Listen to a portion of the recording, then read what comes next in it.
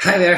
Hope you're doing really well. I was a little confused there. I had a little glitch, getting started with this live video. But yeah, that said, again, hope you're doing well. We are going to go over a bunch of questions today. I hope it will bring a lot of value to anyone that submitted a question and anyone else that is tuning in as well. As always, before we start here, no specific medical advice to anyone, just general thoughts and questions that I hope will help anyone that is tuning in. So with that said, we're going to start with a question from Jay. And Jay, I want to apologize for missing this question the other day, but here it is. So firstly, okay, here it is. Actually, kind of two questions here from Jay. I thought of a good topic. Wanting more sleep kind of sets you back. Lately, I've been getting 4.5 hours most nights, or 5 hours. But deep down, I'm like, damn, I wish I got 6, 7, or 8 hours. Which is, yeah, I think that's a great topic, and I might do like a separate episode on that too. But very interesting point. So for the backstory, Jay has contributed a lot to the channel, and I connected with Jay many months ago, and he had a real concern that he had sporadic fatal insomnia, and did a lot of thought work, and also saw a doctor and had a sleep study, etc. And now is not worried about that anymore, and has gone from estimating sleeping literally like 0 hours or 1 or 2 hours, something like that, to now sleeping 4 or 5 hours. But instead of then being like, fantastic, I'm sleeping 4 or 5 hours now, that's great, then he goes, now I want to sleep more. Kind of like it's hard to satisfy that craving, or the greed, if you will, for more sleep that is definitely working against you. And the irony is, if anybody in Jay's situation could be like, well, I'm much better off now, I'm sleeping more than I did in the past, I'm really happy with it, and I accept that I may not sleep more than that for a while. Having that acceptance approach, that gets you to a point where you sleep more, definitely estimate sleeping more as well. So very good point there, Jay. And now to the question. Also, do you think if I use the sleep apnea machine, I will sleep straight without waking up in the middle of the night? Right. So sleep apnea machine, that is a CPAP machine. That's the machine that you use to help you breathe during sleep if you have sleep apnea, whereby you're kind of snoring and you stop breathing, etc. Now, does the CPAP machine help you sleep straight through the night? It helps a lot of people sleep straight through the night, for sure. And that is the person that is woken up because they have sleep apnea. That's the culprit. If you use a CPAP machine, that typically takes care of that and you sleep really well.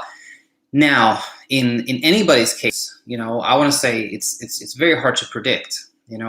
It's when I have patients in clinic and they wonder like, how's this going to affect my sleep? Then generally, my general approach is this one: that if I have a patient that it is, to me, pretty obvious that their symptoms are sleep apnea related, meaning they wake up choking, they're snoring, we know they have sleep apnea, and they have typically they have kind of brief awakenings, wake up and then, oh, I'm awake again, and then fall back to sleep, wake up again, wake up again. They are really good candidates for CPAP and usually do really well.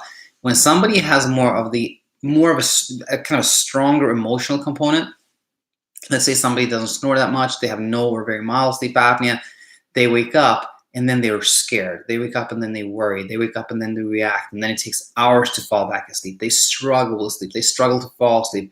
Then I'm like, I'm not sure if a CPAP is the way to go. And then I usually give my patients like the option of like, we could try CPAP, see how that goes, or we can work on your insomnia, see how that goes, or we can do both. But the kind of my opinion on like, does a CPAP machine help you sleep straight through the night? If the reason you are waking up a lot is the sleep apnea, yes. If the reason you're waking up is more of insomnia, probably not. That's the answer there, I think. So Jay, hope that helped. Stay in touch and let us know how things go as we move forward. Now, that said, we are going to move into our inbox here. And where did that go? It is here. We're going to start with this email from Faye. And this came in 3 days ago. Hello, Daniel. Um, I've been watching your YouTube videos constantly. I suffer from bad panic attacks and insomnia. Hypnic jerks, I think, coming from this coronavirus outbreak. Last night and probably tonight, hardly had any sleep. I went to bed when I was super tired, was barely able to stay awake, and I was about to lay down. I had this intense heart racing, and I instantly became wide awake. Since then, I can't fall back asleep. Every time I'm about to fall asleep, this jerk will wake me up and feel like I'm never going to be able to sleep. Do you have any advice? I drink beer pretty heavily and I take Seroquel for sleep, but the jerk is keeping me awake. So in summary here, this is a hypnic jerk question. Now, it does, like from the first sentence, I suffer from bad panic attacks and insomnia, and I think this is coming from the coronavirus outbreak. I read between the lines that you're saying that from the kind of anxiety, the panic, the worry about the coronavirus outbreak, I think that's why I have more hypnic jerks. If that's the case, I think, again, like I always say, nothing here is a medical advice. Anybody concerned about your health, talk to your doctor. But that said, I think you might definitely be onto something very real there. When it comes to just body jerks, like when someone says, oh, my partner jerks a lot in their sleep, that could be like sleep apnea or maybe even periodic limb movement disorder. But when it's somebody's like, when you're about to fall asleep, you jerk, and then you're really worried and scared about that jerk, and you worried it's going to happen again, and etc., then it is, in my opinion, hyper-arousal driven. Hyper-arousal is just kind of a bigger name for anything that increases heightens your emotional state, like anxiety, like worry, like stress, like panics, and even excitement. All that is hyperarousal. When we're more hyper-aroused, we often have these hypnic jerks, as you're about to fall asleep, you jerk, or, which we talked a lot about with Alex, sudden awareness too, like you're about to fall asleep, or hypnic awareness, as I think we called it. You're about to fall asleep and you just become aware that you're about to fall asleep. Now, I think as in so many things when it comes to insomnia, the first step, I think, is understanding it, demystifying it. When someone understands that their hypnic jerks are related to anxiety, and also I'll also see that is not unusual or it's nothing uncommon or unusual about that. That is like a foundation. Because when you don't have that foundation, when you're like, this is still really strange, why do I have this hypnic jerks? I'm going to read up, I'm going to Google, I'm going to try to find it out. That makes you more stressed out. The act of trying to figure it out makes it seem like there's something there that you have to figure out. The act of researching makes you feel like you have to research it, et cetera, et cetera. So when somebody still hasn't come to the conclusion that it is anxiety driven, things often get worse. So I think a great thing that I hear here is, I think Faye here says that this is probably anxiety driven. Now, that's one thing that is really good. I drink beer pretty heavily, and I take Seroquel for sleep. Again, everybody out there, talk to your doctor, etc. My general thought on this one: when somebody has these hypnic jerks as they're about to fall asleep, I don't think they are. In my opinion, they're related to anxiety. Let me put it that way. So, any advice? Well, the thing with these are that the key, really, in my opinion, in terms of getting past these hypnic jerks, is to not give them attention. Meaning, to stop trying to figure out why they're happening, stop reading up about them, and don't do anything to try to prevent them. Should I change this? Should I change that? Don't change anything. Do what you typically did before they happened. What you typically do when you have slept well. Because the more things you do to try to prevent them, the more preoccupied you get, the more you're checking if it's working or not, and the more you get. Just like insomnia themselves, the more attention they get, the more you have. One thing that I learned from this discussion with Alex and other people that joined in that time was that doing nothing is tricky, because it could mean actively doing nothing, as in like, I'm not going to do anything, I'm not going to do anything, I'm not going to do anything, which is you're doing something, versus I'm not doing anything. I'm just going to bed and I'm just trying to not to react. If it happens, it happens. Kind of that Zen thing, acceptance thing. That's what you are looking to do.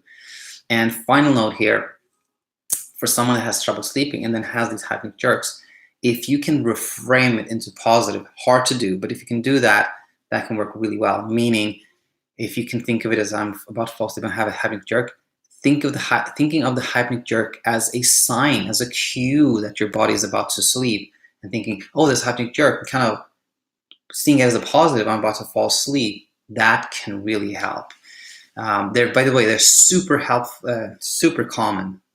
I think my wife has one every single night, or multiple every single night. So that's how I know she's falling asleep. But anyway, so that, I hope that helped, Faye, and stay in touch. Let me know if there's any follow-up questions.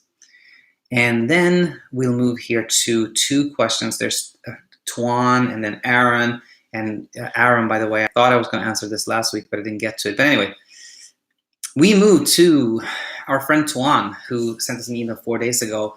And Toine is one of the first people I connected with on this channel who had one of those, like, little by little, month after month, doing better and better, and really worked a lot on his insomnia. And thanks for staying in touch.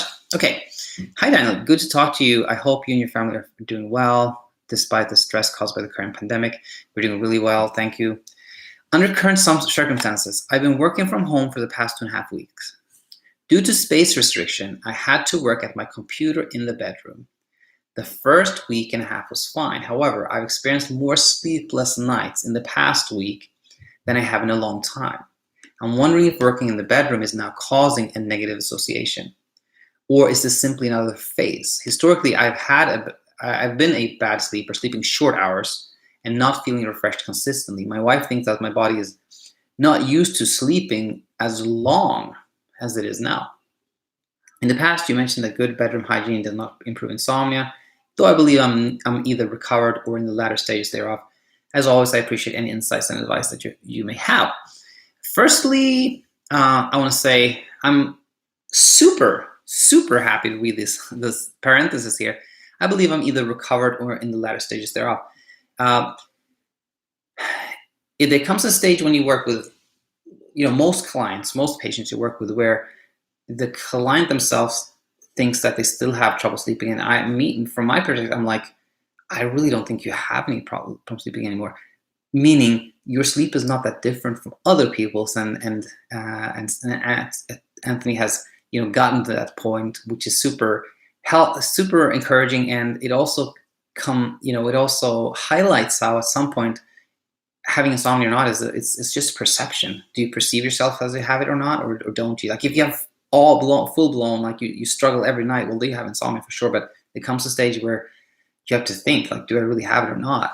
And that segues into this question here. For Toine, things have changed in the last 2.5 weeks. There's the coronavirus concern. You're working from home. Your sleep, the environment has changed. And I want to say, what you describe here, I'm sure is going on in millions upon millions of people's lives, that people are sleeping less and are thinking about various things, including maybe like you, about the bedroom, etc. But my point here is that sleeping less in new circumstances, when things are unusual and etc., is completely normal. I think that's completely normal. And I think I honestly am just going to add one more thing, which is the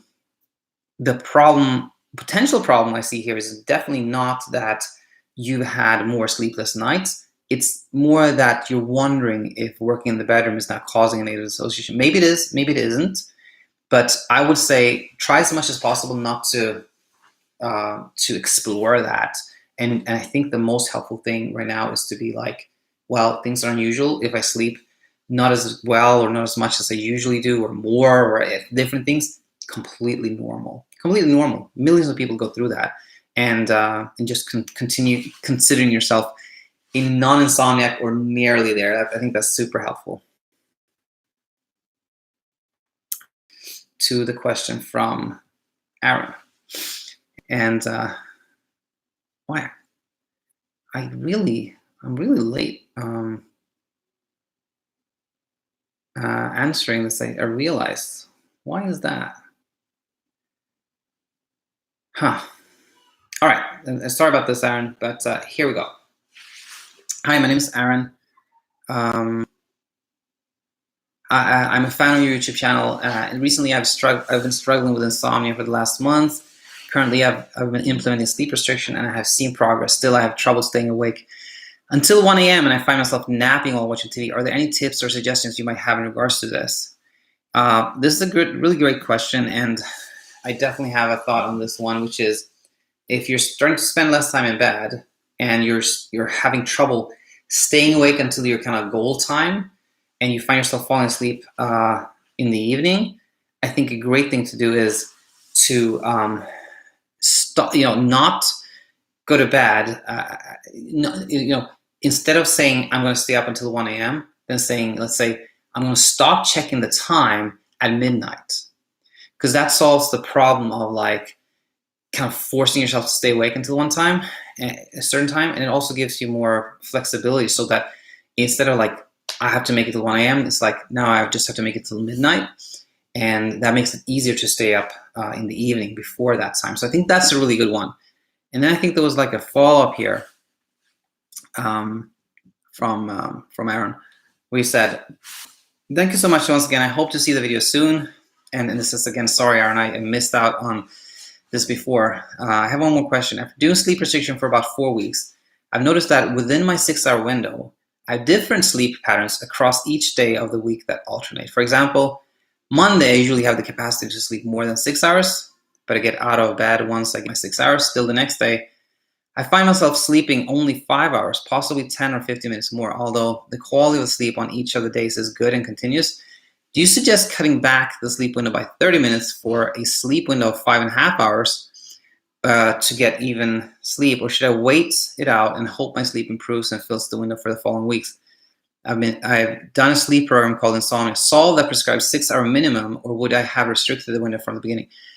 I think my thought on this one is actually pretty straightforward. It is whether someone has a sleep window of 5.5 hours, 6 or 6.5 hours, I think doesn't really matter. What matters is how much you wonder how that will work for you. If you pick 5.5 and stick with that one, or you pick 6 or stick with that one, or 6.5, and just stick with it and don't question it, that's the best thing to do. And I think when it comes to choosing between a shorter one and a longer one, I think it's better to choose a little bit of a longer one that you can commit to for several weeks, rather than a short one that makes you kind of anxious and like, can I really do this? So I think that is really the answer there to this one. And I think it's tempting for me to go into like the 10-15 minutes there and go into details and blah blah blah. But honestly, I think that big picture answer I gave you is the most helpful one. And sorry for the delay here, Aaron, but again, any follow-up questions, please let me know and I'll answer those promptly.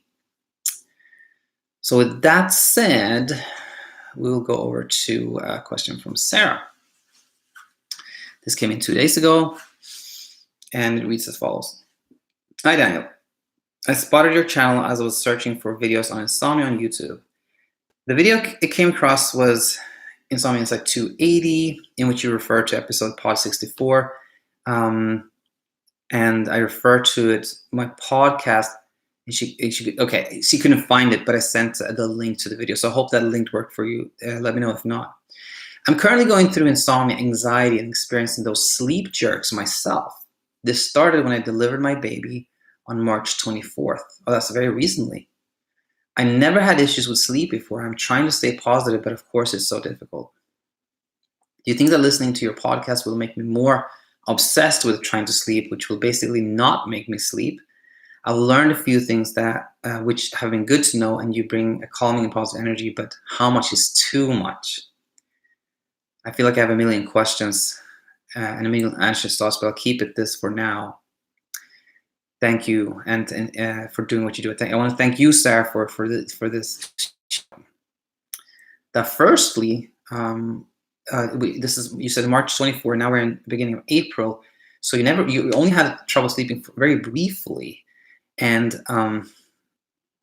if it's, I want to say, like I said in the last episode where we had someone named Kyle, who had trouble sleeping for 1 week. Like, when someone has had trouble sleeping for a shorter period of time, I know 2 weeks can seem like an eternity, but compared to someone who's had trouble sleeping for a month, years, or decades, when someone has had trouble sleeping for like 1 to 2 weeks or something like that, then yes, I'm very inclined to say, if it's possible at all for you to kind of almost just disregard the whole thing and just to think of it as like this was a huge hiccup and it's probably caused by stress, and I'm not going to stress over it and I'm just going to do what I did before, then that's fantastic. Now, I know you have a newborn, which makes it more complicated for sure, but if somebody has had trouble sleeping for just a few weeks and can just completely like stop listening to my podcast, my YouTube channels, and just take the message from it that if I pay sleep less attention, then things will get better.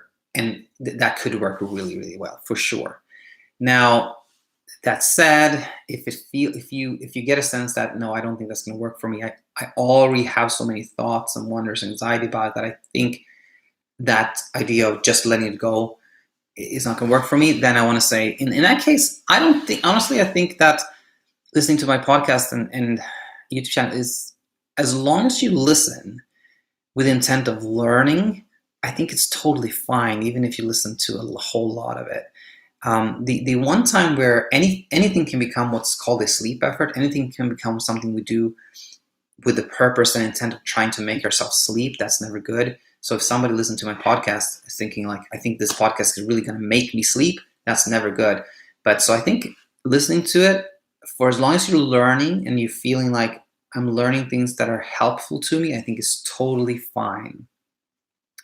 And I'm super happy to answer any questions. So please send them to me. And if you have a ton of questions in time, then you're more than welcome to become a podcast guest.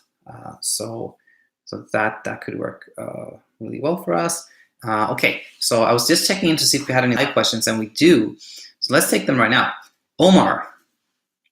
Hey Daniel, you answered a question for me about being more fatigued even though I was sleeping longer. I've suddenly been sleeping less than before and wondering if I extended my window too early. Will restriction to the prior window hopefully help me improve again? All right, this is a good question, and I want to say the following: that whenever we make any changes. So, by the way, Omar, seems like you're on a program, been doing well, and was kind of spending less, decided to spend a little bit more time in bed, and now sleeping less, and now is now thinking, well, should I spend less time in bed so my sleep improves again? Well, here's the thing with that one is, whenever we make any change, there's bound to be some self-monitoring. Meaning, if somebody decides, I'm going to spend more time in bed, I'm going to extend my sleep window, then almost invariably that leads to you wondering, like, how's this going to work? Am I going to sleep more? Do I have to restrict it more? Should I go back? What's going to happen? That causes insomnia. That preoccupation, that causes sleeplessness. So I think I tell this to everyone that I say, now we're making this tweak or change, you are most likely going to sleep less for a while. That's just part of self-monitoring. Do whatever change you do to your sleep window, I say stick with it for at least 2 weeks before even questioning whether to change it or not. So if you have not changed your sleep window yet, change it back, I would say this is completely normal, and just stick with that longer sleep window for at least 2 weeks and see how things are going. I think that is the way to go. Now, Rajesh is asking, I had my sleep study done. I had very high REM percentage, 49%, and very little deep sleep, 2%. Why does this happen? What can I do about this? Okay, I want to say the following, that how much REM sleep we have or deep sleep we have doesn't really matter at all. Some people have super little REM sleep, a lot of deep sleep, and feel great. Other people have almost nothing of it and feel this way and that way. How much of certain sleep stage we have has nothing to do with that. And by the way, it's nothing you can change. You can't really do anything about it anyway. I think the most important thing is always focus on how do I feel during the day, and if you're sleeping well and you feel rested, that's perfect. If you are sleeping, if you don't feel like you have any problem sleeping, but you don't feel rested during the day, then sleep may or may not be a culprit. Oftentimes, sleep has nothing to do with you not feeling rested, and it's oftentimes better to look in a different direction. But I guess to summarize this, a very good quote I think is, to kind of think about or worry about the stages of sleep we have when we sleep is like worrying about the composition of air, like how much nitrous oxide, how much oxygen, how much carbon dioxide is it in the air. There's nothing we can do about that. There's nothing we can modify. It doesn't really affect us. So, yeah, Rajesh. But stay in touch. Like if you have sleep problems, this channel is for you. So any follow-up questions, please let me know. All right. That said, we'll continue with our inbox here, in which there are 2 more emails, and then we have, I think, 1 more comment we're going to look at too. Now, this is an email from Malena, who writes the following 2 days ago. Hi, Daniel. Why do you think sometimes I feel like the whole time I've been sleeping is light sleep? Like somehow I'm kind of conscious. Can you believe I used to tell myself, since it takes me 2 hours to fall asleep, I'll just go to bed 2 hours later? And he makes this emoji. Silly me. I have a very flexible schedule. I go to bed when I want to and I wake up when I want to. Well, lately, I've been going to bed only when I think I'm sleepy, but somehow I think I forget the difference between tired and sleepy. Good one. Do you think it's good to have a consistent wake-up time to anchor my sleep and have no expectations? Because now I understand this. As soon as we start having expectations, that's when insomnia fires back. Lots of insight here. Great expectations. I think it's good to expect to sleep amazingly well at some point in the near future. That's good. And it's very reasonable, and I think everybody can do that, and you should expect that. But have no expectations about tonight, Be completely detached from the outcome. If I sleep great tonight or not great, I'm not attached to that outcome. Either way, things will be fine. That's really good, I think. Now, why does it feel like I'm constantly in this light sleep, like I'm always kind of conscious? That's super common. That is super common. And it is either a gas problem or a brake problem or both, meaning either you don't have enough sleep drive, you're not sleepy enough when you go to bed, so your body doesn't sustain sleep, or you have a brake problem, you're too hyper-aroused, you're worried, anxious, etc., and that keeps you in this light stage. Most with insomnia have both, too little gas and too much brake, so it keeps you in this light, semi-conscious state. And I think I believe that for really everyone that has had more than a couple of weeks of trouble sleeping, it is good to spend less time in bed. It is good to get up at the same time every morning, get that routine and not go to bed too early. Spend maybe 6-7 hours in bed. Enjoy what you do before your bed. Enjoy your day. And this is basically what I call set it and forget it. And the reason, there are many reasons why it's good when you have trouble sleeping to get up at the same time every morning. One of the main ones is that without that, there can never be any consistency. What anchors your sleep is not when you go to bed, but when you get out of bed. That's the important thing, because you're ready to sleep X amount of hours after you get up in the morning, after you wake up. So, if you need 7 hours of sleep, and that means you need 17 hours of wakefulness to produce that sleep, which means if you get up at 7 in the morning, then you'll be ready to sleep around midnight. If you get up at 9, you'll be ready to sleep at 2 a.m. So you can see that depending on when you get up in the morning, that's going to dictate when you sleep, etc. So I think that's good, and I think that can teach you the difference between sleepy and fatigued. You'll start again if you get up early, spend less time in bed, you'll start feeling that classic, like, eyes are heavy, I gotta sleep, the sleepiness versus the tiredness, fatigue. So I think that could really help. And flexibility, as I made an episode a couple of weeks ago called "Flexibility is Not Your Friend."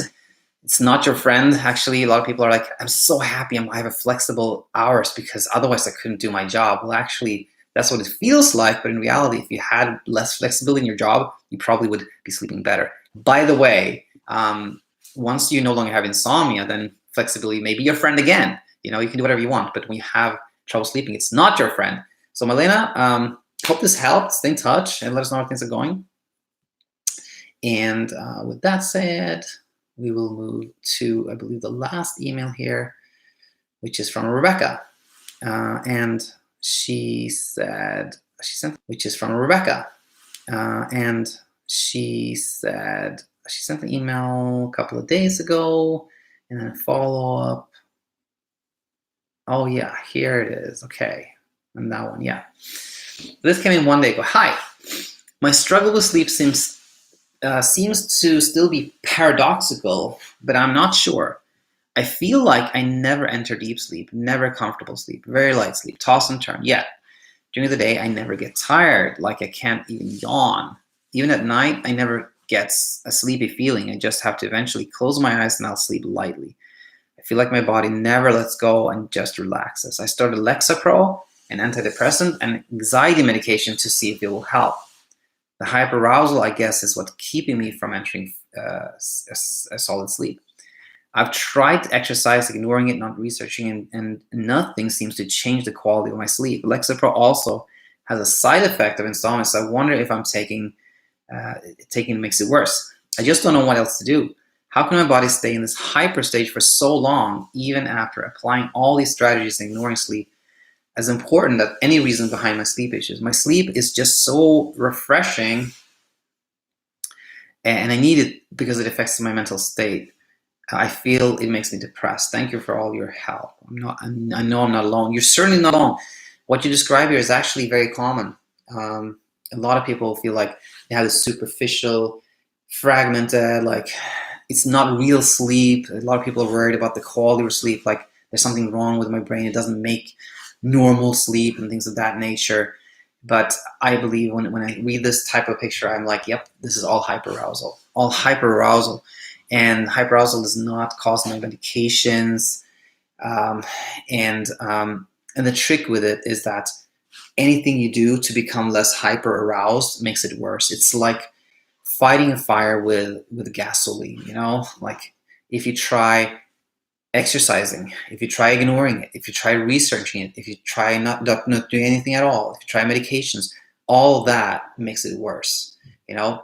And my point here is that when you try to exercise to become less hyper-aroused, we can kind of obviously see how that can be a problem, because let's say you're jogging, and you're like, okay, I've jogged 10 minutes, is this going to help? I jogged 20 minutes, I don't feel any different, etc. It can become really anxiety provoking when you exercise to become less anxious. Even doing nothing can become an effort. Like you're like, I haven't done anything, I'm doing nothing, let's see if it works. That also becomes an effort. So when I say do nothing, it's really like it's really like more like, instead of like doing nothing, you have to do something else actually that is so enjoyable, so much pleasure, so fun, that it shifts your attention away from that hyperarousal. That, by the way, the way I answered now is kind of like my standard answer.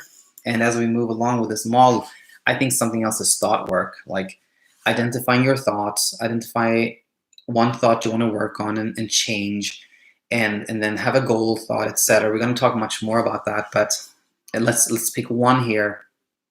And one thought here is that sleep is just so refreshing, it affects my mental state. So what we're reading here is Rebecca saying, like, sleep is so important to me. If I don't get enough sleep, it affects my mental state. If we think about that thought and see like what feeling that does produce, if you think that sleep is super important, if I don't get enough sleep, I'm going to get depressed, that leads to a feeling of kind of despair, you know, and that feeling of despair leads to maybe trying more things to sleep, which produces more insomnia. So we can see how a thought of like sleep is really important is not a helpful thought. You should really try to work on that thought. So how do you go from thinking sleep is super important to sleep is not that important? Well, that's where that thought work comes in. And I think the best way to do it, as I understand it now, is, you know, brain that can be kind of in between. You can have multiple thoughts, and then you kind of just work your way towards your goal thought, which is sleep is not that important. And when you brainstorm, you can kind of make a ladder of like how to get from this thought to this one, and you can query yourself. Like, let's say, for example, like sleep is important, but not everything. If you say that and it feels good, then that's true. You can hold on to that thought and work yourself towards towards sleep is not important at all. That thought, which is a super helpful one, because if you think sleep is not that important, that makes you feel kind of relieved, and you do less and you sleep better. So you had one more question, I think. Oh yeah, have you ever heard of lack of sleep causing constant dizziness? And I've not heard that one, but I've heard a lot of things. By the way, I think if I search all my emails, it wouldn't surprise me if I find one. But you heard a lot of things like deja vu, out of body experience, balance problems, forgetfulness, can't find words. Those things are very common, and I think hyper-arousal can cause all of them. And I think the most important thing is, again, if you're worried about your health, talk to your doctor, etc. But oh, you already did, it seems like here. Can lack of sleep cause it?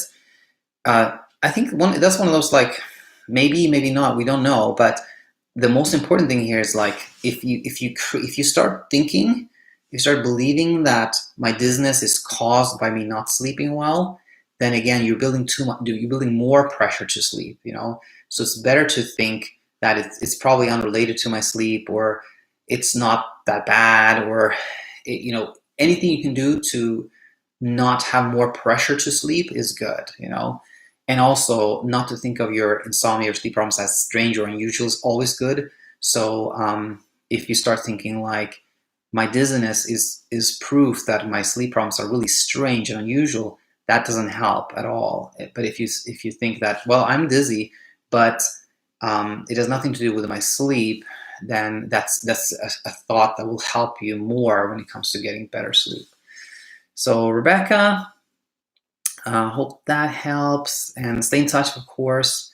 And then I think there was one more thing. Oh yeah, Christopher. I just want to comment on this comment from Christopher.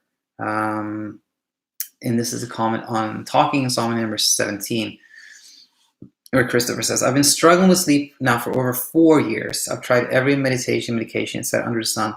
The original onset of my insomnia may have been caused by stress in my life, but it's all a mind game now. It's my belief that I can't sleep at night. I made some decent improvement in my sleep recently by simply ignoring it, but I still find myself getting very little sleep for nights on end. This sleep deprivation causes anxiety, which makes it hard to progress, or so I think. Man, this is hard. Christopher, as I think I said in my reply, there's so much insight in this comment. Like, it's a belief now that I can't sleep. I find myself getting the sleep deprivation causes anxiety, which makes it hard to progress, or so I think. Well, I want to firstly say that I'm happy you found the channel. You seem to definitely be on the right track. And I want to say, explore the channel for some, so you understand even more and get more kind of helpful tips, etc. But what I really want to point out here was that, again, I think that where this channel is going can really help you, which is like the thought work. It can seem like there's nothing we can do about our thoughts, and it's true. Like, we can't control what thought we have, but we can work with our thoughts, and we can do this thought ladder thing that I just talked to Rebecca about. And one thing you could do in this case is, like, sleep deprivation causes anxiety. That is a thought. That is not a helpful thought, because the more you think that sleep deprivation is affecting you negatively, the more pressure to sleep and the more sleeplessness you get. So if you can change that thought to sleep deprivation may cause anxiety, that could be a good first step. Or sleep deprivation sometimes causes anxiety. That could be another goal thought towards that could be another stepping stone towards the goal thought, which is sleep deprivation does not cause anxiety, or I have no idea if sleep deprivation causes anxiety, or many times I sleep great without anxiety. That could really help you. That could really help you. it is all a mind game. It totally is. But education and just like spending less time in bed, keep moving forward will be really helpful. So just a few comments there, Christopher. Stay in touch, and I hope this really helps. And again, any follow-up questions, let me know. And we have 2 live things before we finish here. One is Omar says, "Thank you for advice." Yeah, anytime. I have a great feeling, Omar. I think you do really well. And Rajesh said, Rajesh again, about very little deep sleep. I feel sleepy all day long. Lethargic is how I describe myself. I don't even feel refreshed in the morning after getting enough sleep. I see. All right. So again, Rajesh, I don't know too much about you or your situation. And like I said to everyone else, if you're worried about your health, then talk to a doctor. That said, here's the thing. In my experience, my kind of general thoughts on this is, if you have an obvious problem with your sleep, if you're snoring a lot, or you wake up choking, people tell you stop breathing, or if you just struggle with sleep, you're like, it takes me hours to fall asleep, I wake up all the time, I can't go back to sleep, then sleep is probably a culprit. There's probably something going on that needs to be looked into, or you need some more work. Now, if you feel sleepy all day long for no particular reason, and it doesn't matter how much you sleep, you just never feel refreshed, that almost always in my, that picture, that general picture almost always leads down to you're depressed to some degree. You're feeling depressed, and which is a whole different topic than what I talk about in this channel. But from Insomnia perspective, the important thing is, the more you go in the direction of like, there must be something wrong with my sleep, I got to work on my sleep, I got to tweak this, I got to find out what's going on, I've got to get more deep sleep, I got to change things, the more likelihood that sleep is going to be the big problem, that you're going to get insomnia, and you're led down a rabbit hole. So Rajesh, I hope that this helps. And anyone else that sent questions, thanks so much. Keep them coming. Super helpful. And I'll end there, and I'll be back with, tomorrow we're going to talk about thoughts. We talked about emotions before here. Tomorrow we're going to talk about thoughts and start building this model, which I think is going to be super helpful to us. That said, take it easy and stay in touch.